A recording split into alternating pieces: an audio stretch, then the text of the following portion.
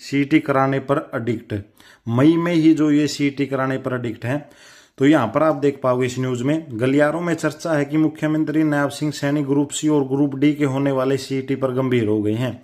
आपको पता होगा ये पहले ही, क्योंकि बहुत लंबे समय से जो सीईटी को लेकर जो विवाद चला हुआ था कि कराओ कराओ कराओ, लेकिन पीछे काफी समय से जो इसका महीने दर महीने जो वेट है बढ़ता जा रहा था। तो अब जो ये सीएम साहब के सामने बार बार इंटरव्यू में भी पूछा गया है, तो उसको लेकर अब जो मुख्यमंत्री साहब हैं कि वो एडिक्ट हो गए हैं कि मई में ही जो इसका एग्जाम है कराया जाएगा।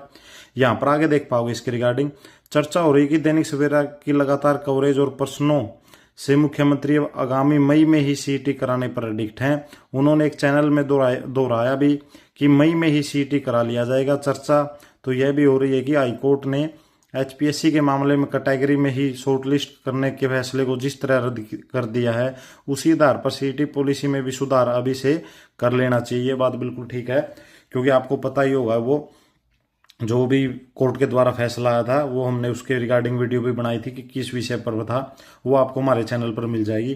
ताकि इस तरह के कोर्ट केस दोबारा ना हो, तो इनका कहना है कि जो पहले ही जो है इसके संशोधन कर लिया जाए, ताकि बिल्कुल चाहे 10 या 15 दिन सीईटी एग्जाम है जो बिल्कुल लेट हो जाए, लेकिन अभी उसमें कोई कमी नहीं रहनी चाहिए। क्योंकि बहुत से स्टूडेंट हैं जो इसी के रिगार्डिंग जो चक्कर काटते रहते हैं कोर्टों में लेकर, उसी के रिगार्डिंग जो इसी के बीच में जो जूझती रहती हैं भर्तियां मैक्सिमम कोर्ट की। यहाँ पे आगे देख पाओगे कोई सीईटी को हाईकोर्ट में चुनौती न दे, इसलिए जो ये पहले ही जो खामियां है दूर कर लेनी चाहिए सरकार के द्वारा। मगर सरकार ने सीईटी में संशोधन नहीं किया तो भर्तियां फिर अदालत में जाने से लटकेंगी और युवा परेशान होते रहेंगे।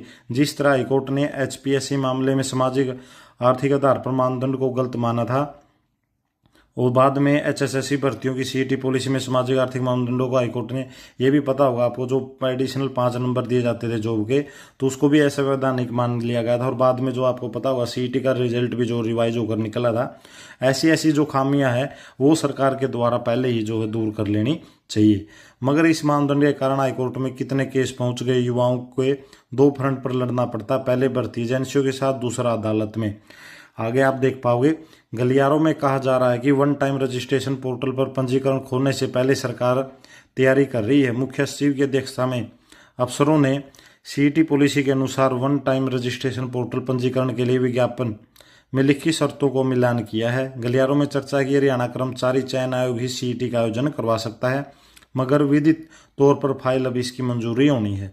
तो आप ये चल के चलोगी जो एचएसएससी है वो खुद ही इसका जो सीईटी का एग्जाम है जो कराएगा। गलियारों में कहा जा रहा है कि प्रधानमंत्री नरेंद्र मोदी के दौरे के बाद सरकार